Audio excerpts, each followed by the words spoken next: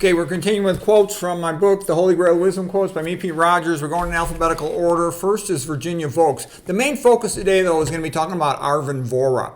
He's a genius, interesting guy. Virginia Voeks, I only know very little bit about her. She wrote a book called Becoming an Educated Person. Two quotes.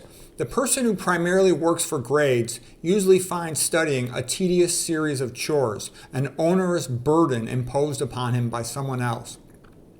However, the person who sets out to become educated generally enjoys the process. Yeah, so you want to have the attitude of, this is an opportunity. I'm here to get educated. Like my father told me, you're lucky. Since the beginning of recorded history, young guys have been sent out on the front line. They don't have a choice. You get to sit around all day twirling a pencil. That's an opportunity. You're fortunate. You're lucky. You've got the leisure time. You don't have to be a subsistence farmer. Over 90% of the population up until about 1600 was a subsistence farmer. Okay, anyways, next person's Arvin Vohra. This guy's a genius. He wrote some books about education, including How to Help Your Children Excel at Math, Lies, Damned Lies, and College Admissions. He does some tutoring and whatnot. He talks about how big-name colleges will teach economics and they won't teach the Austrians. The Austrians are the best experts ever in economics, okay? He talks about how biology textbooks are wimped out to the point of absurdity. Yeah, so he really, focuses on college people. I don't think he went to grad school as far as I'm aware. Maybe he did, but he's like a high school college tutor guy. But he's absolutely brilliant. The guy's a genius. But what I'm trying to say is, I'm more of a med school and beyond guy, okay? And I can tell you, conventional medical textbooks are a joke. All of the great pioneers of nutrition, toxicology, and the people who've cured the most patients that ever lived, people like McDougall, Kempner, Esselstyn, Campbell, they're not in the conventional textbooks. I wrote all about that in my History of Medicine book. Anyways, let's get to some quotes by Arvin Vohra. Oh, he also talks about how review books are usually much better than textbooks because the review book is designed to help students, and the review book authors, they compete with each other, whereas the textbook author just gets approved by the school and forced on the students, and usually it stinks. And the textbook has to get past a committee full of dumbed down, this hand starts with an L, that basically, wimps out the book. Okay, and it's also the fact that teaching at most colleges is very poor. And the reason is because in America, college has been so over-promoted that colleges usually can fill all their classrooms and get all the tuition money they want, and they don't need to provide good professors. The kids will show up and want to pay for a degree, even if the professors stink.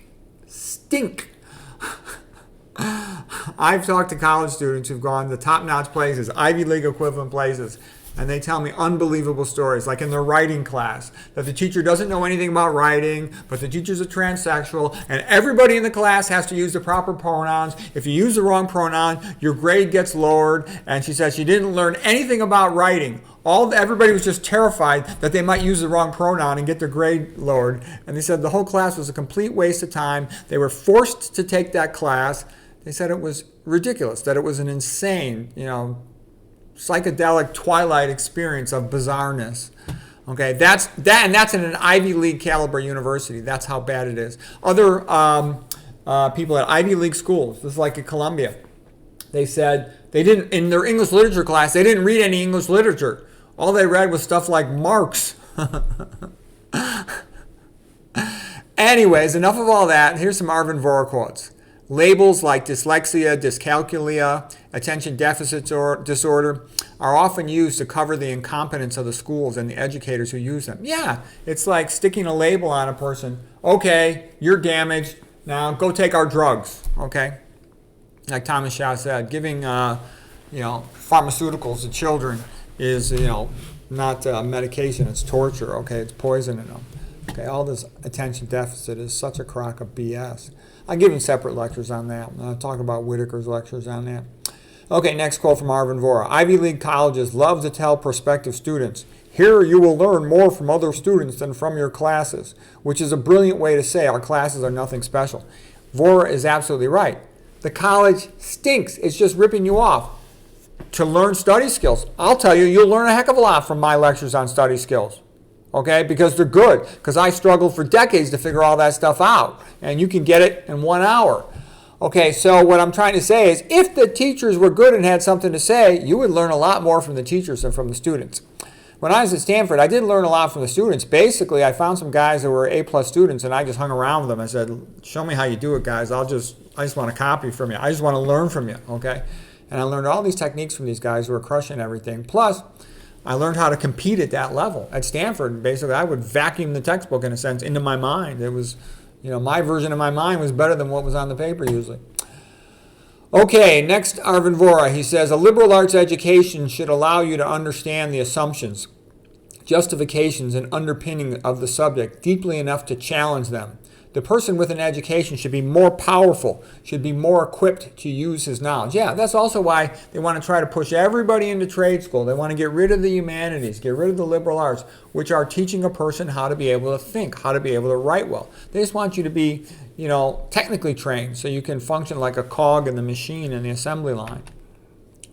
Having a liberal arts education, being able to speak well and write well makes you more powerful. If somebody messes with you, you can sort of stand up to them, fight back a little bit because you can articulate your point of view. You can defend yourself rather than most people, in my experience, they're totally helpless. And when the machine comes after them, they really can't do anything. They don't have the money to pay somebody to defend themselves, and they can't defend themselves verbally on their own, so they're screwed.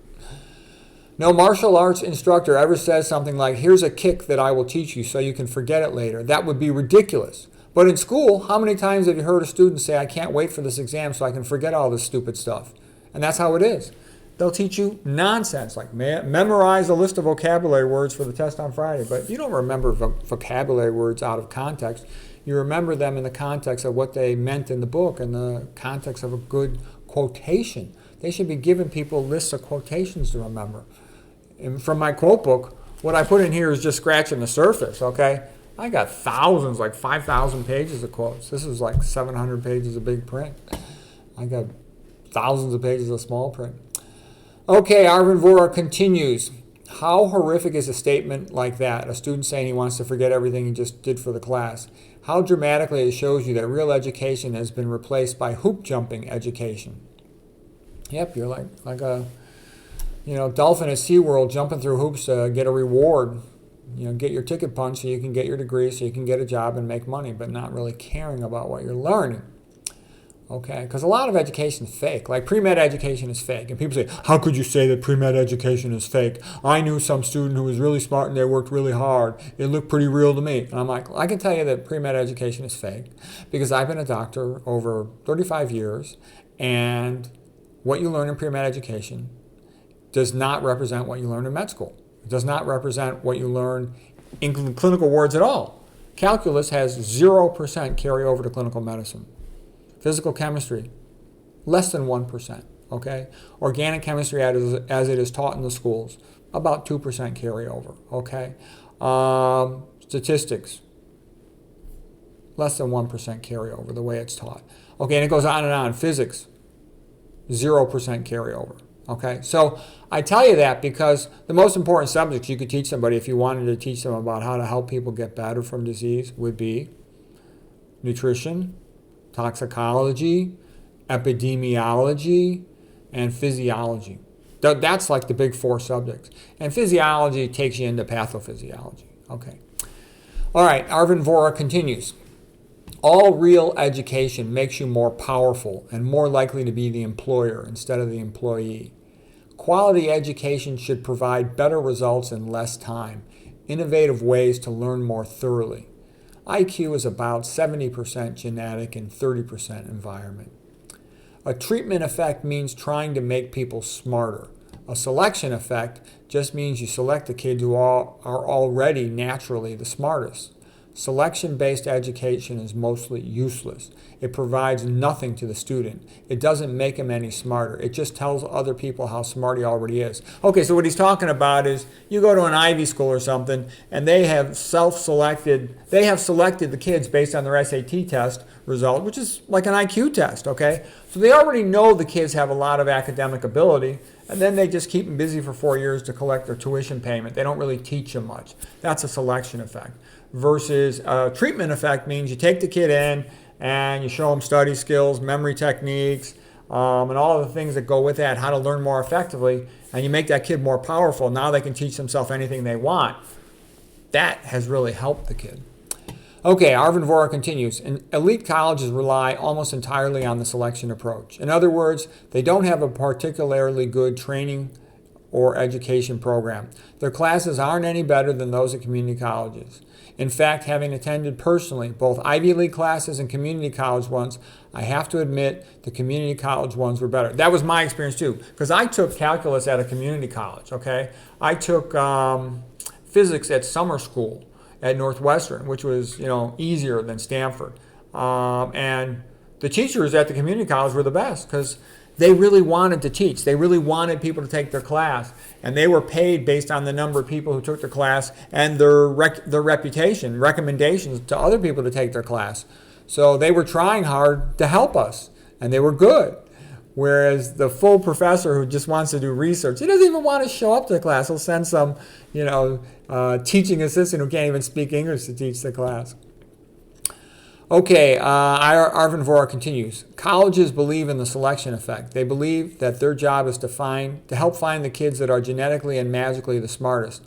This belief is idiotic, but it's easy to manipulate. Because they are looking for genius rather than hard work, they see genius rather than hard work. It's very easy to manipulate selection effect believers into believing that you are a rare magical diamond. It pretty much requires 2 steps. Get ahead academically, learn the material beforehand. Don't tell your teacher, school, friends, or parents, or even your Siamese twin about it. Keep the training a secret so they will think you're a magical genius and not a hard worker.